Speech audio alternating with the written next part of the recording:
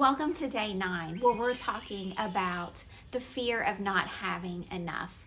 So if you've ever felt like you just don't have enough, maybe it's time, maybe it's money, maybe it's strength, patience, well, what if that fear of those is actually blocking you from seeing God's provision? Hey there, I'm Anna, and I help purpose-driven women live with intention right where they are, even when fear is whispering to you you're lacking. So before we begin today, don't forget to download your free printable challenge guide. It's linked in the description below, and it will just help you to reflect, journal, and apply these truths throughout the day.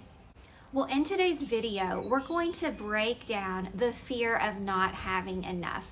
And we're going to see how God always equips us with what we truly need. First of all, God's economy just doesn't operate in scarcity. Luke 6:38 says, "Give and it will be given to you. A good measure pressed down, shaken together, and running over will be poured into your lap." My practical tip for you, it's not about how much you have.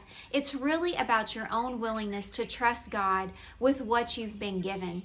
Start with open hands. So whether it's time, encouragement, or finances, ask God, what would you have me give today? And watch how his economy multiplies. Second thing, you reap what you sow, but God supplies the seed. In 2 Corinthians 9:6-8, he says, "Remember this, whoever sows sparingly will also reap sparingly, and whoever sows generously will also reap generously. And God is able to bless you abundantly, so that in all things at all times, having all that you need, you will abound in every good work." Galatians 6:7 says, "Do not be deceived. God cannot be mocked. A man reaps what he sows."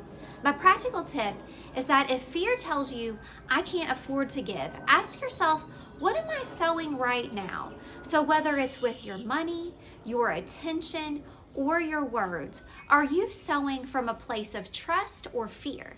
So kind of keep a sowing and trust list this week. And every time you choose to sow something, whether it's big or small, just jot it down and note how God provides. God sees your need before you even ask, and he uses people in the process. Malachi 3:10 says, "Bring the whole tithe into the storehouse.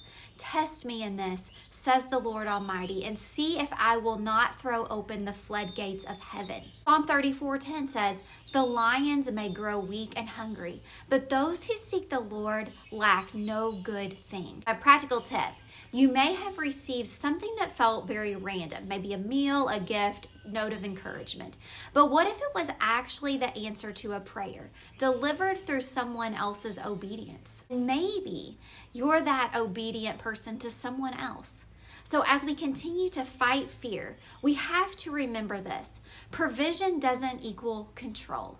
So tomorrow's topic is really all about the fear of not being in control and how letting go is a faith-filled thing that we can do.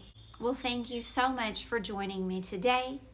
I would love to hear from you about if you can remember a time when God provided exactly what you needed right on time.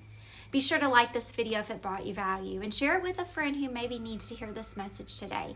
And of course, don't forget to download your free printable guide that you'll find in the description box below so it can help you to go even deeper into this.